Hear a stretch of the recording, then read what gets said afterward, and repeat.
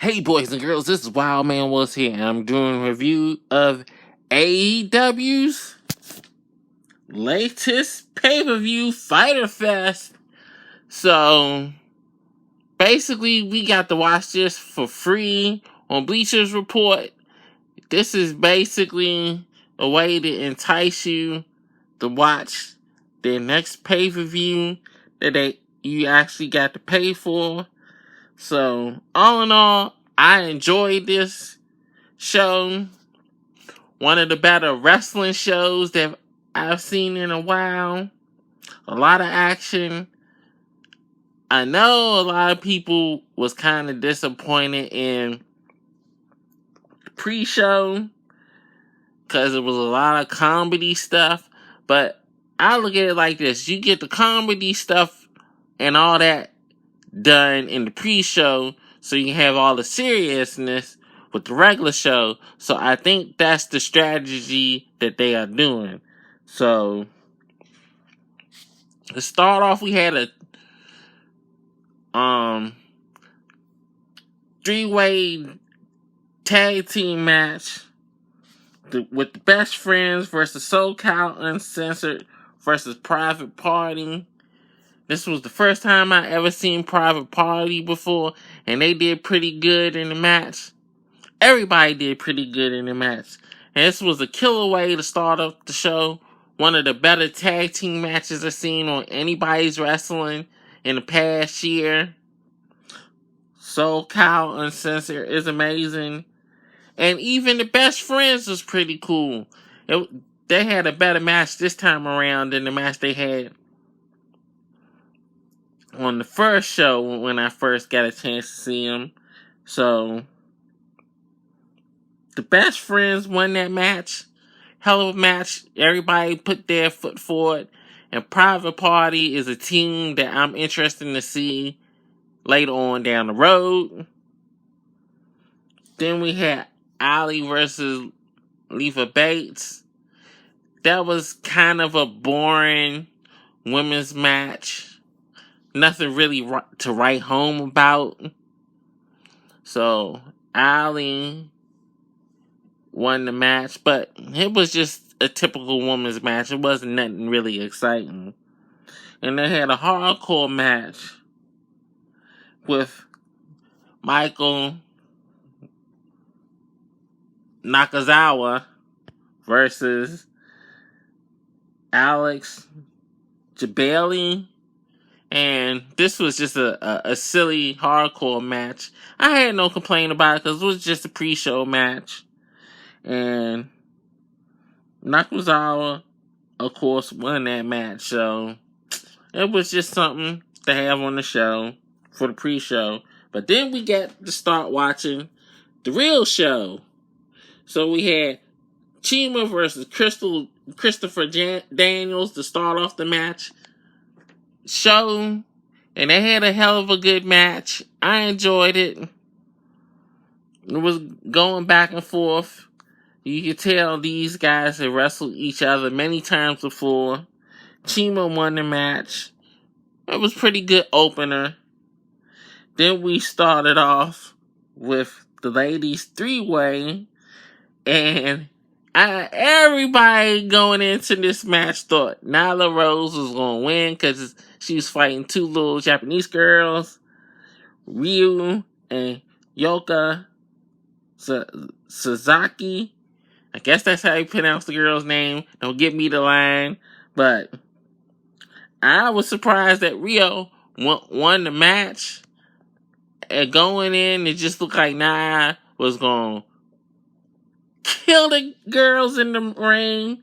But she kept on playing around with them, thinking she was going to just easily win the match. And it backfired on her, and she lost. Now, I know, but with her situation, some people are acting retarded about it. Just enjoy the match. Let the girl live her life. That's all I got to say about that one. People are just ignorant to be ignorant. That's just the way they are. So, hey.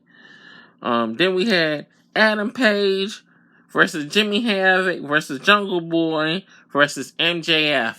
All I gotta say is MJF is one of the better heels today because he acts like a heel. He doesn't pander to the fans. He don't care what the fans think of him. He's just the ass. And that's the way a heel's supposed to be. And I heard he acts an ass even outside of the ring, which is a plus because heels need to be heels. Everybody was going back and forth. I'm really impressed with Jungle Boy because this is really my first time really getting a chance to see him really wrestle. He put on a hell of a match. Jimmy Havoc is Jimmy Havoc. He always, to me, puts on good matches, so I had no complaints about Jimmy Havoc. So, good match. Good back and forth between each competitor. Everybody had their time to shine, so I had no complaint about that. So, next we had Cody versus Darby Allin. This was an interesting match because Darby really didn't put in that much offense in the show and in the match. Cody was just beating the hell out of that man through all that match. But since AEW actually uses time limits, that's pretty cool to see. So this basically went to a 20-minute draw.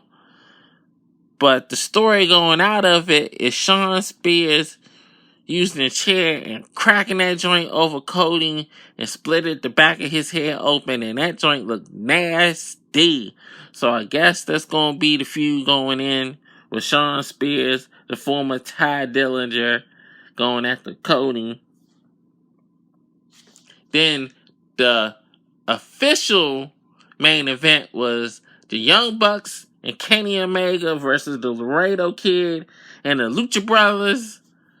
All I gotta say is they was doing stuff I ain't seen before in my life.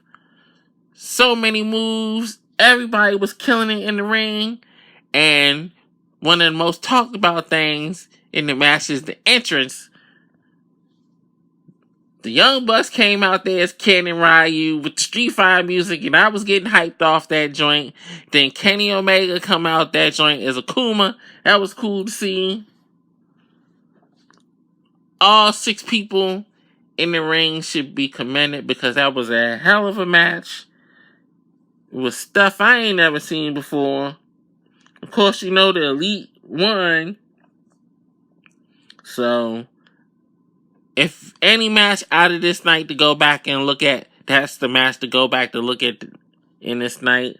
And then we get to see my boy Jon Moxley free from the WWE shackles. And now he can show what he can do in the ring. Him versus the bad boy himself, Mr. Fall Off of Roofs, Joey Janela. And they was trying to kill each other in the ring. They had barbed wire, wrap chairs, thumbtacks, barbed wire boards, ladders, tables, chairs. They was trying to beat the hell out of each other in this match. And they did something I ain't never seen before. Moxley took off Janela's boots and had his feet get stuck in the thumbtacks. I was like, Jesus Christ. I don't want to see nothing like that ever again. That is crazy. Moxley, of course, won the match with his double hook DDT, but the story coming out of the matches, Kenny Omega got his revenge from the last pay-per-view, and it's good that they actually letting storylines jump from one show to the next. I'm glad to see that. I was glad that they used time limits in the matches, which is something that is missed in professional wrestling, especially in WWE. This was just a very refreshing show from all the boringness of Raw and SmackDown and a lot of the pay-per-views WWE have been having right now. So, some of the purists might have hate the pre-show, But once you get past the pre-show, this was an excellent show. This is Wildman Willis signing off. See you next time.